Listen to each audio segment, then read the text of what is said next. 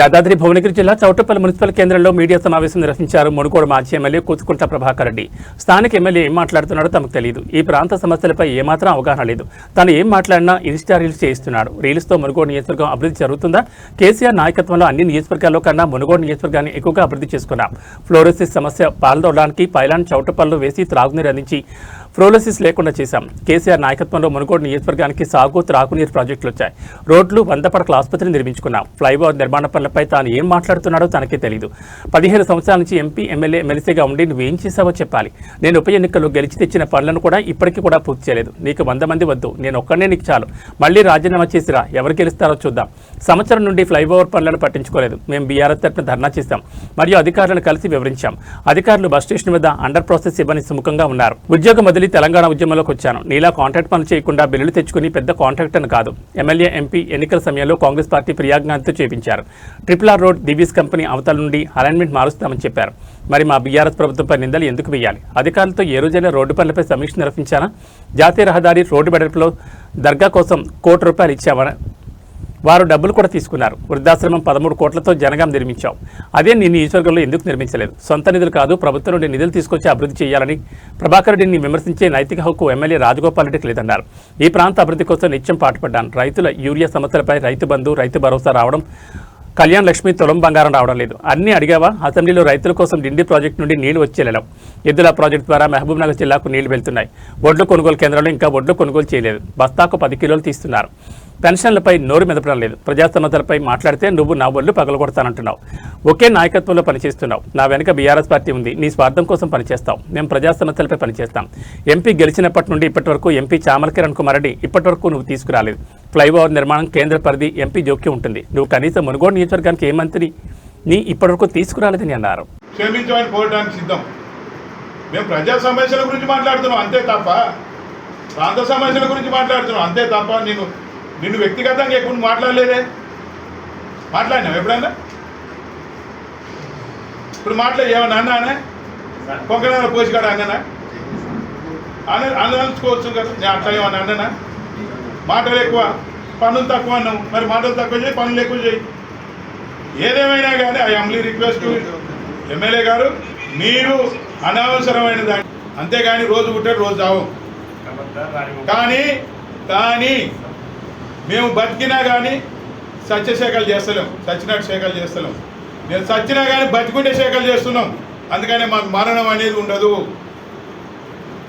మాకు మరణం అనేది ఉండదు. ఎందుకంటే ప్రజల గుండెల్లో ఉంటున్నాం.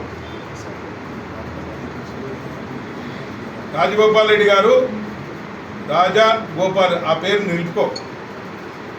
ఆ పేరును మున్సిపాలిటీ ఓడిపోయినాం, ఆడ ఓడిపోయినాం.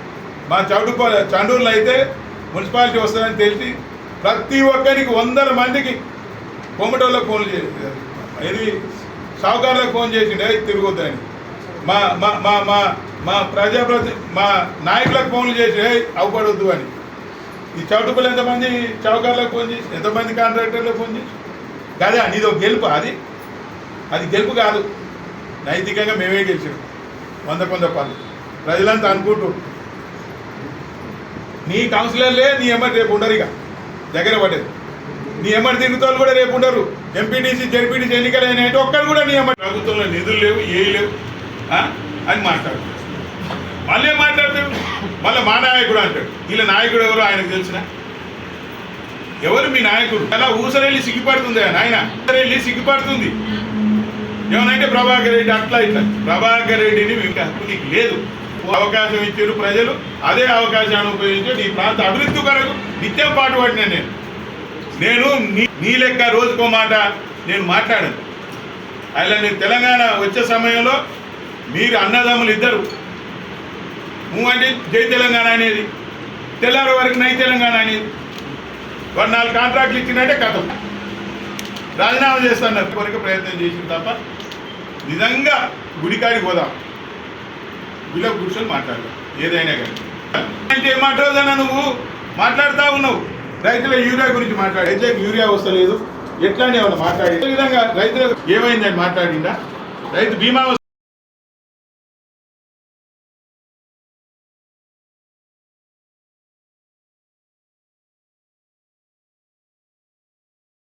తిట్టినా ఎప్పుడైనా? నిన్న మొన్న రిక్వెస్ట్ చేసిన ఎమ్మెల్యే గారు మీకు విజ్ఞప్తి చేస్తా ఉన్నాము, ఇక్కడ ప్రజలు ఇబ్బంది పడతా ఉన్నారు, ఎలివేటెడ్ కారిడార్ గురించి నువ్వు వెంటనే స్పందించి అధికారులతో మాట్లాడతావా, లేకపోతే గడ్కరీతో మాట్లాడతావా, ఎవరితో మాట్లాడతావు, మాట్లాడి సమస్యకు పరిష్కారం తీసుకురామని చెప్పిన నేను. అంటే నిండి నీళ్ళ గురించి కూడా కదా రిక్వెస్ట్ చేసినాను, దండం పెట్టిన చేతులకి. అంటే ఈ ప్రజా సమస్యల మీద మాట్లాడినందుకు, ప్రజా సమస్యలు నువ్వు ఎందుకు మాట్లాడతలేవు అన్నందుకు కొలువాలు కొడతా ఉన్నాను.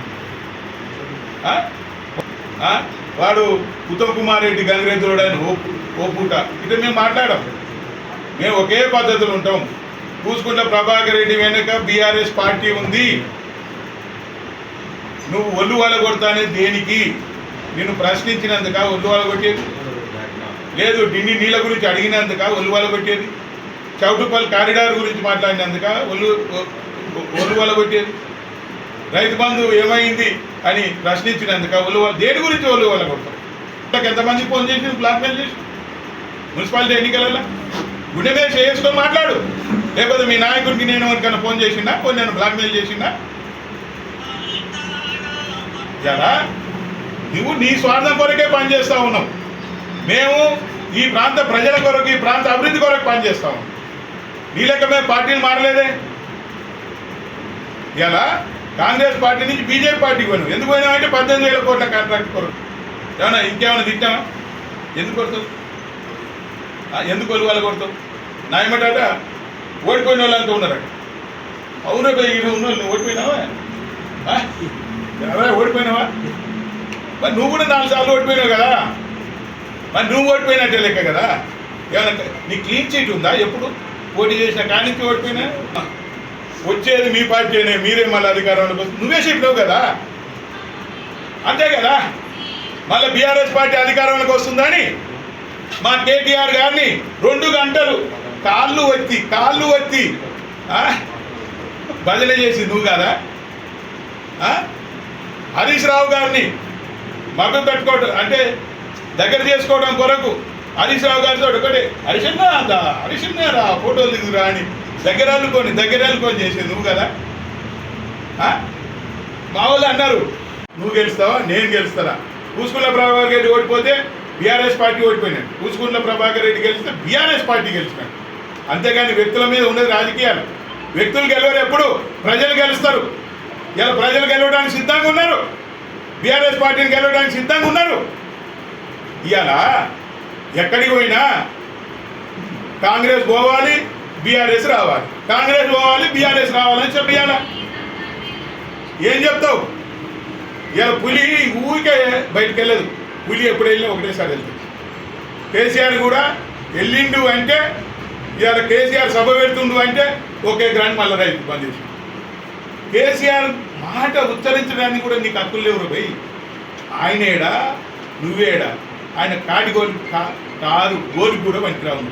అటు నడుస్తానికి ఏమన్నా ఆయటానికి చూస్తా ప్రయత్నం చేస్తాను కూడా అంటే చూస్తాను. నేను ఇవాళ చెప్తున్నా మీ ద్వారా బస్టాండ్ ఎదురుగా 20 మీటర్ల విడ్త్ 4.5 హైట్ అన్నా లేకపోతే 5 మీటర్ల హైట్ తోటి అయినా వెహికల్ అండర్ పాస్ నిర్మాణం చేసేంత వరకు మేము నిద్రపోము. అండర్ పాస్ నిర్మాణం ఇప్పటికే మాట ఇచ్చినారు అధికారులు, చేయించి